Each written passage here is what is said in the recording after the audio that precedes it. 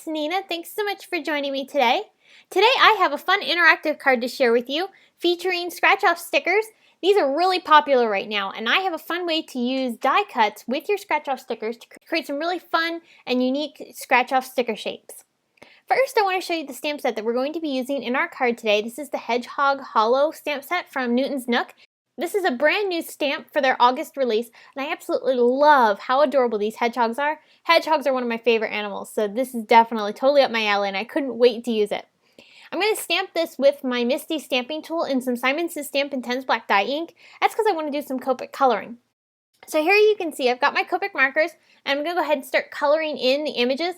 Now I'm going to go ahead and speed through the coloring and play some music to let you watch it. I'm doing some pretty simple shading and just using anywhere between 2 to 3 colors per image. On the hedgehog's little furry spikes, I did use a couple extra colors, but for the most part everything is pretty simple, and I'll have all the colors listed on the side of the screen and also at the Simon Says Stamp blog. So that way you can go ahead and replicate the color combinations if you like them. And if you're not interested in the coloring, I'll have an annotation listed down below, so that way you can go ahead and fast forward to the next portion of the video where we go ahead and start creating our card.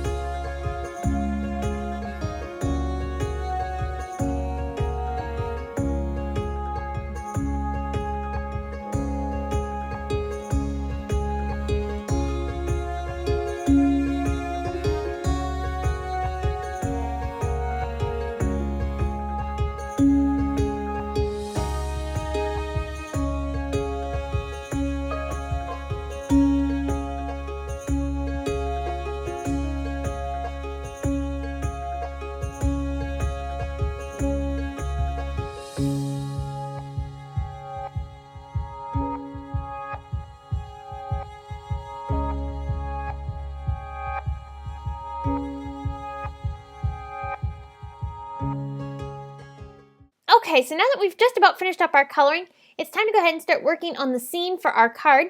Here I've got a piece of Strathmore Bristol smooth paper, and I'm inking it with some Wild Honey Distress ink.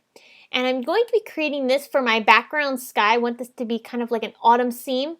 And I thought the Wild Honey would make a really great sunset looking sky for this little scene card that I'm creating. So I'm going to blend that Wild Honey ink all over the background portion of the panel. I'm focusing the darkest coloring along the bottom portion, and I'm letting it fade out towards the top. Next, I'm going to bring in my distress sprayer, and I'm going to spritz this with a bunch of water, and I'm going to let that sit there for about 30 seconds to a minute. I don't let it sit too much longer than that. And then I go ahead and dab it up with my rag, and that reveals these really great water splatters because the distress ink ends up reacting with the water and lifting off when you dab it up with a rag or a paper towel. Next, I'm bringing in my Big Shot machine, and I've got a die here from Pretty Pink Posh. This is the Picket Fence die. I really love this die, and I'm going to go ahead and pop out all those little negative pieces. But you'll see here that the die does not cut the bottom portion of the picket fence. And to go ahead and get those little negative pieces out, all you do is go ahead and cut the bottom portion of the little picket fence there, and you'll go ahead and be able to pop all those pieces out if they don't fall out as you're cutting. Next, I'm bringing in some Strathmore Bristol smooth paper and these tree dies from My Favorite Things. I really love these trees because they're perfect for creating all sorts of different scenes. For this particular die set, I don't actually cut the dies apart because I just end up using all the pieces anyway, and anything left over I can go ahead and tuck aside. But you can see here you get a bunch of different tree shapes and also tree trunks. Now here I've got some more Bristol Smooth paper, and I'm die cutting a grassy hill from the My Favorite Things Grassy Hills dies.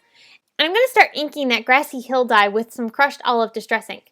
I'm focusing again the bottom portion of the grass to be having the darkest colors, and then the top portion is going to have the lightest. And on the bottom portion, I'm also bringing in a little bit of peeled paint because I wanted to darken up that green quite a bit. I loved the yellow tone of the crushed olive, but I wanted it to have a slight green tint to it as well because the grass isn't totally dead yet. So I'll go ahead and lift off that water that I've added on top with my rag, and I'm going to actually go ahead and let that dry, but we're going to come back and work on that later on and adding a little bit more depth. Now here I've got that picket fence, and I still haven't taken out all the negative pieces on that die yet, but that's quite alright. I'm just going to go ahead and ink onto this picket fence, and I'm focusing the darkest coloring along the bottom portion. This is some antique linen, and I just wanted to add a little bit of shading to the picket fence. Now here I've also got the little tree trunks for the trees from that My Favorite Things die set. I'm inking those up with some ground espresso, spritzing that with a bunch of water, and then I'll go ahead and dab that up with a rag. Okay, so now it's time to go ahead and start working on the trees. Here I'm taking some of my green ink. I think this one was a mixture of peeled paint and cracked pistachio. I'm bringing in a little bit of spiced marmalade, and I'm also going to bring in a little bit of fried persimmon as well. And I just really like the colors of these trees. It really adds that nice fall feel to it. And now I'm bringing in that grass again. You can see here my fingers are all inky from all that ink. But I'm going ahead and flicking on grass blades. And this is going to give my grass a lot more depth and dimension. And I'm mixing my distress inks with the Copics. And I never have a problem with any of the distress inks, or actually even watercolor. I've done this with watercolor as well. I never have a problem with either of those two mediums when I use it with my Copics. I just make sure it's completely dry before I bring my Copics in, and I go ahead and add the grass blades for this particular piece. Now for adding the grass blades, I'm just doing a flicking motion. I'm working from the bottom portion of the grass blade up to the top, and I'm just doing a light flicking motion and allowing the bottom portion of that grass blade to be a little thicker than the top. Okay, so now we need to start working on our interactive elements. This is some Silhouette scratch-off sticker sheets. These are 8.5 by 11 sheets, and I absolutely love these. These are pretty new to the market, and you actually get 5 sheets in the package. These are very similar to the scratch-off stickers that you can get from Inky Antics. They're in round shapes though, and they come in different sizes, but they're also very limiting because you can only use those particular sizes. However, with these scratch-off stickers from Silhouette, these allow you to be able to die cut any shape you want using these scratch-off sticker sheets. I absolutely love this, and I'm going to show you here. I'm going to take this die from Newton's Nook. This is from their Darling Duos set that came out back in the beginning of the year. It was actually a Valentine's set, but I love the little heart that's included in that die set.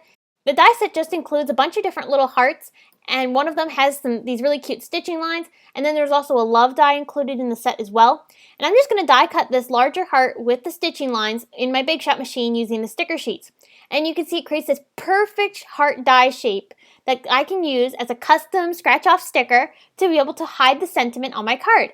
This is totally so cool, and I am so excited about how fun and customizable that you can get with these scratch-off stickers. So now it's time for me to start building my seam. I'm going to be playing around here with the placement on how I want to do things. I decided I want to go ahead and tuck that picket fence behind the grass. I'm going to have the heart on the right hand side, and I'm going to stick my little hedgehog on the left. I'm going to add some trees then around it, and also a couple leaves. Okay, so now for placing my sentiment, I want to make sure that I keep the heart and the sentiment in this particular area. So what I'm going to do is I'm going to take the negative portion of that die cut, and I'm going to fit that in where the heart is. I'm going to remove the heart itself. I'm going to tape that negative there, and that's going to give me a guide for where I need to place my stamping. So that way it's perfectly in the center when I go ahead and put that heart right back on top. So I'm stamping my sentiment, which is from that same hedgehog stamp set from Newton's Nook.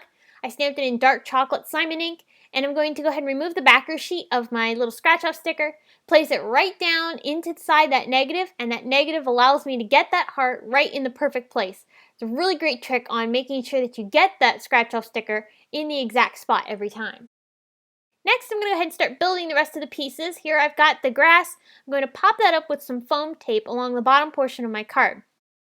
Next, I'm going to take the fence, and I use just some regular liquid adhesive on the back side of this particular fence, and I'll go ahead and cut off the excess portion with my scissors. For the trees, I'm going to go ahead and tuck those in or underneath the picket fence using some liquid adhesive. And if I was thinking, I probably should have done the trees first before I did the actual fence, but I luckily only stuck the glue along the bottom portion of the fence and not everywhere else. So thankfully I was able to go ahead and tuck those little trees underneath that picket fence. Otherwise I would have had to put them on top or redo it. So here I'm just going to go ahead and finish laying those out, and if you go ahead and repeat this exact card, just go ahead and think about maybe putting those trees in first, then put that picket fence down. For the liquid adhesive that I'm using here, this is some PPA matte adhesive. This is by ArtQuest.